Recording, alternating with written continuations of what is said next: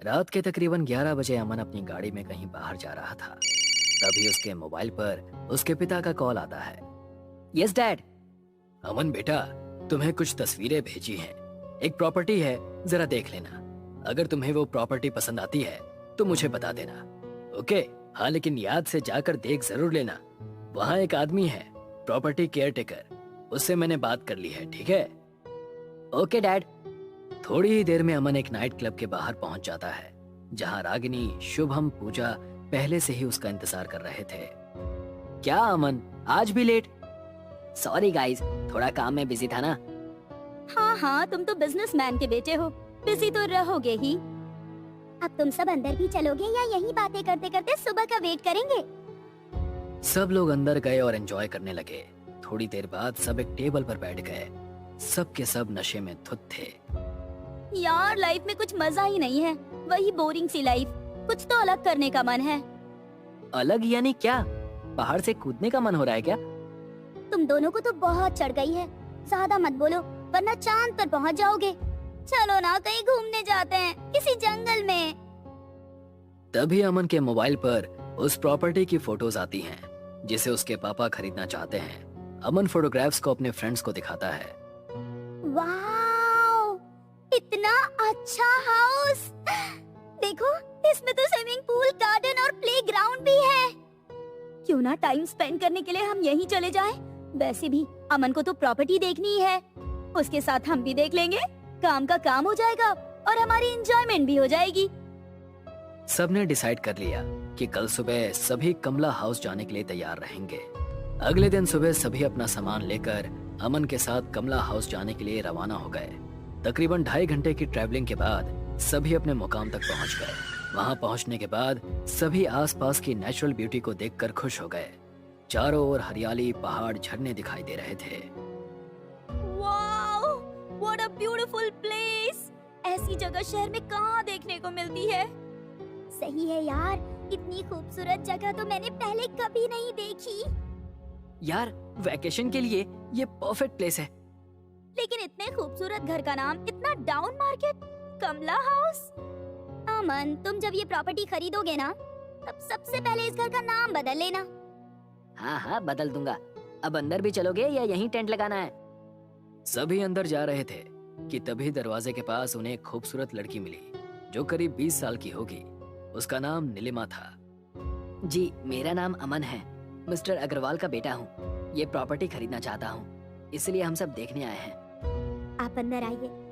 सभी अंदर चले जाते हैं। डैड ने बताया था कि एक आदमी होगा यहाँ का केयर टेकर, वो दिखाई नहीं दे रहा है।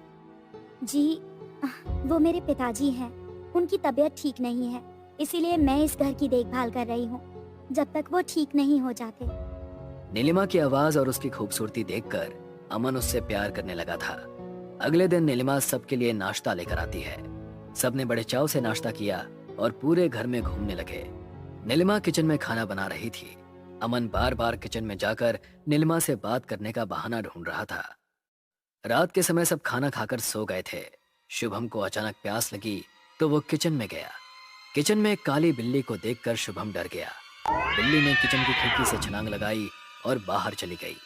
शुभम ने खिड़की से बाहर देखा तो सामने का नजारा देखकर उसका दिल दहल उठा। नीलिमा एक भयानक रूप में थी, जो एक बूढ़े आदमी का मांस खा रही थी। उसके हाथ पूरे खून से सने हुए थे।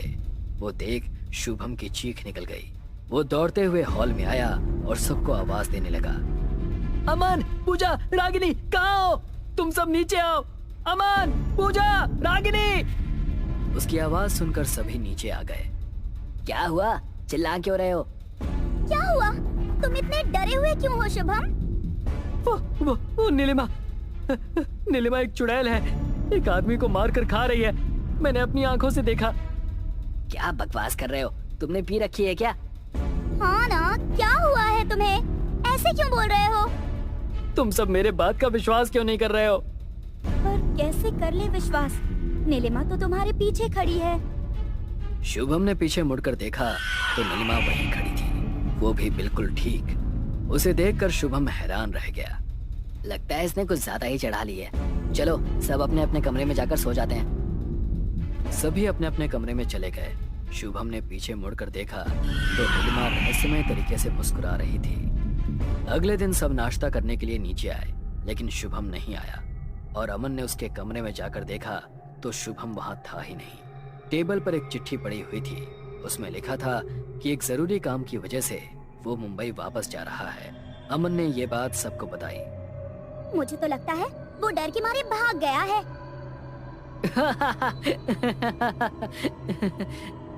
अमन नीलिमा से बातें करने की कोशिश कर रहा था, लेकिन नीलिमा उसे कोई जवाब नहीं दे रही थी। रात को रागिनी और पूजा एक कमरे में बैठकर बातें कर रहे थे कि तभी उन दोनों को किसी की आवाज सुनाई दी।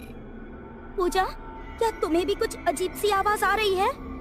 हाँ यार, आवाज तो आ रही है, लेकिन कैसी आवाज है ये? पूजा और रागिनी उस आवाज की दिशा में चलने लगे। सामने एक कमरा था जिसका दरवाजा थोड़ा सा खुला हुआ था। रागिनी और पूजा उस दरवाजे के पास गए और उसे खोला और सामने जो देखा उसे देखकर दोनों की रूह कांप गई। नीलिमा चुड़ैल के रूप में थी। शुभम की लाश जमीन पर पड़ी थी और एक कोने में नीलिमा शुभम का हाथ काट कर खा रही थी। पूजा और रागिनी दोनों चीखने लगी और वहां से बाहर हॉल में आ गई। उन दोनों की आवाज सुनकर अमन भी वहां आ गया। पूजा ने डरते हुए सारी बात अमन को बताई। इसका मतलब शुभम सही कह रहा था, जो उसने देखा वो सब सच था। नीलिमा एक चुड़ैल है, नीलिमा एक चुड़ैल है। नीलिमा नहीं, कमला। मैं कमला हूँ और ये घर मेरा है, सिर्फ मेरा। मुझे पसंद नहीं कि कोई मेरे घर पर अपना हक जताए। कमला ने बताया कि इस घर के नौकर को भी उसी ने मारा था।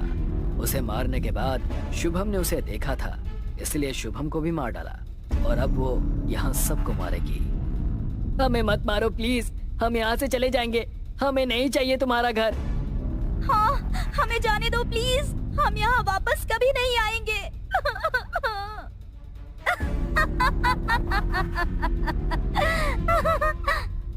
कमला जोर जोर से हंसने लगी। तभी उसने पूजा को हवा में उछाला और दीवार पर पटक दिया। पूजा के सर से खून बहने लगा और उसकी मौत हो गई। पूजा को इस हालत में देखकर रागिनी और अमन दोनों अलग अलग दिशा में भागने लगे।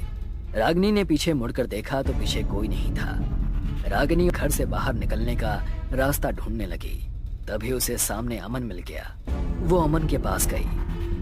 अमन, मुझे बहुत डर लग रहा है, हम यहाँ पूरी तरह फंस गए हैं। तुम चिंता मत करो रागिनी, चलो मेरे साथ चलो। अमन और रागिनी दोनों आगे बढ़ने लगे। तभी रागिनी का पैर एक चीज से टकराया। उसने नीचे देखा तो अमन का कटा हुआ सर उसके पैरों के नीचे था। रागिनी जोर से चिल्लाई। उसने सामने देखा तो अमन की जगह कमला सामने खड़ी थी। रागिनी उसे देखकर जोर से चिल्लाने लगी। वो किचन की तरफ भागी और छुप गई। रागिनी, तुम कहाँ हो? मैं तुम्हें ढूंढ लूंगी। थोड़ी देर में कमला की आवाज आनी बंद हो गई। रागिनी को लगा कि कमला चली गई, इसलिए वो बाहर आ गई। जैसे ही रागिनी बाहर आई, कमला उसके सामने आकर खड़ी हो गई। कमला जैसे ही रागिनी को मारने के लिए आगे बढ़ी, एक जोर का झटका कमला को लगा। रागिनी को कुछ समझ में नहीं आया कि आखिर हुआ क्या। तभी उसे याद आया कि मरने से पहले उसकी माँ ने उसे भगवान हनुमान का एक लॉकेट दिया था, जो हमेशा उसके गले में रहता था। उसने अपने हाथ जोड़े और हनुमान चालीसा का पाठ करने लगी। हनुमान चालीसा के जाप से कमला की शक्तियां कम होने लगी। इसका फायदा उठाकर रागिनी किचन की खिड़की से कूदकर बाहर चली गई। उसने फिर कभी उस घर की ओर मुड़कर नहीं देखा जिस घर ने उसके 3 दोस्तों की जान ली थी।